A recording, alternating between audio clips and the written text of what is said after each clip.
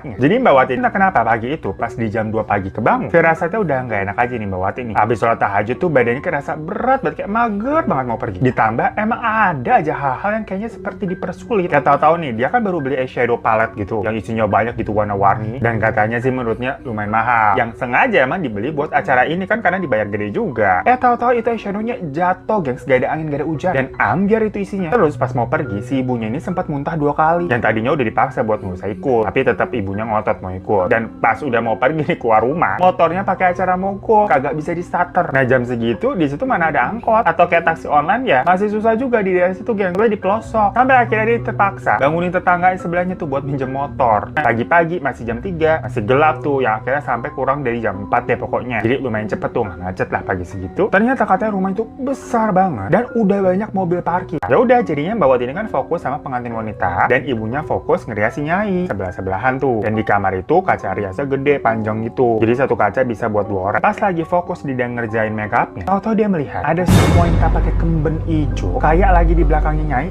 mijitin gitu. Jadi Nyainya lagi duduk kayak dipijitin sama wanita itu, terus di depannya tuh dirias sama ibunya. Penampakan wanitanya itu kayak wanita zaman dulu yang suka ngabdi sama putri keraton gitu lagi. Mukanya sih nggak serem, lempeng aja gitu kayak wanita biasa, cuman kulitnya pucet banget terus kukunya panjang-panjang. Nah tapi si wanita itu ngeliatin ke arah ibunya Wati yang lagi dandanin si Nyai, jadi kayak mijitin sambil ngeliatin gitu loh. Ih, merinding gue. Sementara Mbak Watinya kan di kirinya gitu, jadi kayak dilengosin. Masalahnya itu kelihatannya cuma di depan kaca doang. Pas dilihat beneran di belakang, kagak ada siapa-siapa. Dan menariknya, ibunya Mbak Wati di situ kelihatan sehat, geng. Makanya lancar itu dia juga make upinnya. Padahal kan pas paginya udah sempet muntah tuh, mukanya pucat. Makanya udah takut aja tuh ambruk kan, sampai dibilang gak usah ikut. Nah tapi ini sekarang seger, geng. Dan karena si Nyai ini make upnya juga bukan make up berat ya, selesainya jatuhnya lebih cepat. Ya udah keluar ruangan itu Nyai, berdiri dari bangku, terus pergi gitu kan lewat pintu. Nah sosok itu di belakangnya juga ngikutin, dan kelihatan tuh dari kaca kayak jalan gitu sih. Dan karena udah selesai ngerias Nyai, sang ibu ini balik supervise kerjanya Mbak Wati sampai akhirnya selesai. Dan pengantinnya juga senang dengan hasilnya, bilang makasih lalala gitu-gitulah. Tapi posisinya Mbak Wati ini kan kayak masih shock ya. Ya iyalah kayak gitu. Sama kejadian yang tadi yang belum bisa dia cerna nih itu kali. Terus mereka tuh udah diperbolehin pulang di jam 2 siangan. Nah sampai rumah Mbak Wati gatel lah ngebahas lagi tuh ke ibunya tentang kejadian yang tadi tuh. Terus ibunya akhirnya cerita. Jadi ternyata dulu nih, si Nyainya tadi tuh waktu kawin itu didandanin sama neneknya Wati. Dan ibunya si Wati ini sempat ngikut jadi asistennya di sampingnya gitu kan sambil belajar. Dan pada saat itu sama nih kejadiannya. Ibunya itu ngeliat kayak ada dayang-dayang yang mijitin si Nyai. Malah kayak ada yang nyisirin, terus kayak